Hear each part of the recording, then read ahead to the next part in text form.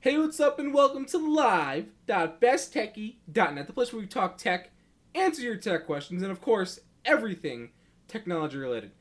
Today, I don't know if you guys heard, but it was like 5:30 a.m. Pacific time. Microsoft and Yahoo, yeah, those guys back in 2008, supposedly gonna have some buyout, but they didn't. Fell apart. And then Yang just stepped out of the company. Carol Bartz now CEO. The whole shebang, right? So, but anyway, what happened is they partnered up now. Yahoo and Microsoft partnered like this.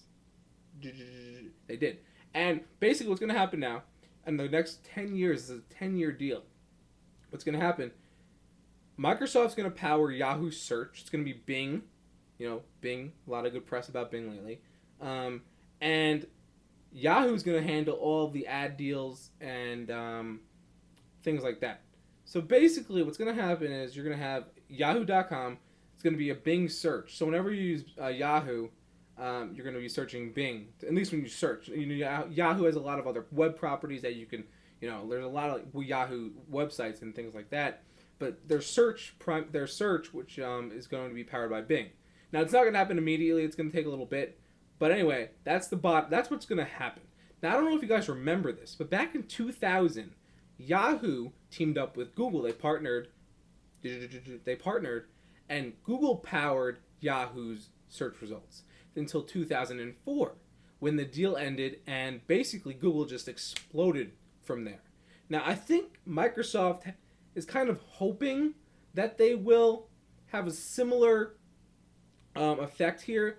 And now, 10 years is a long time. That's like on the web, in the computer world, the online world, and just technology in general. 10 years is like friggin' century. So much happens in 10 years. It's going to be really interesting to see how it plays out in the next 2 to 4 or 5 years.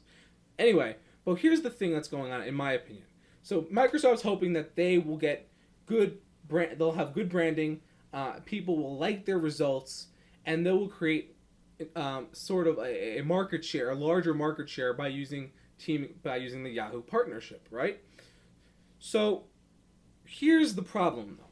Here's what I see that's going on. They're going to create artificial market share that doesn't really exist because the fact that they're actually using Yahoo and not the Bing website. So yeah, they'll have during the 10-year span, assuming this goes well, mostly they'll have decent revenue coming in, and and assuming the results are good, they'll have good positive feedback. Here's the thing, though. You take search results, right, from Google, Yahoo, or Bing. Bing. Let's just say Yahoo is its own search engine as of right now, because it still is.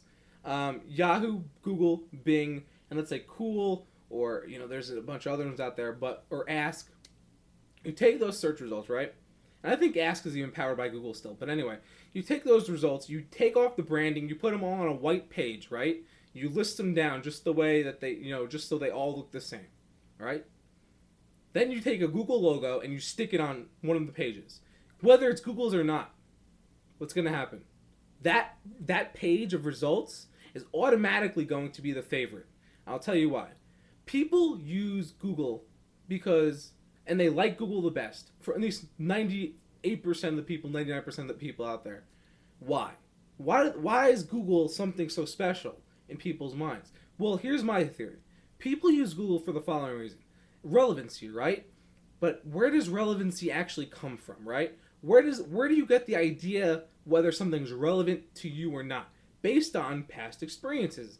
Whether it actually affects what you're looking for, or whether it answers the question you're looking for, determines whether it's relevant to you, right? So you have these search results, you stick Google on one of them. When you're searching the web, a lot of people tend to base relevancy based on previous search queries. And if you're a Google user, you're going to base your past search query experience on Google results. Therefore, unless the results are the same or exceed your expectations, Google's going to win out that comparison, no matter what, because you're comparing it to a different engine. which provides, you know, different results. Unless they're the same, unless you feel that they are better or you know, the same, Google's gonna win that argument all the time, and that's why people are using Google. It's an interesting concept, I think, and the fact that Microsoft wants to try and, you know, that they want to try and take on Google here, but I think Microsoft has a feeling in the back of their head, I really do, that they don't think that they will ever be able to take on Google, and I think that they won't admit it yet.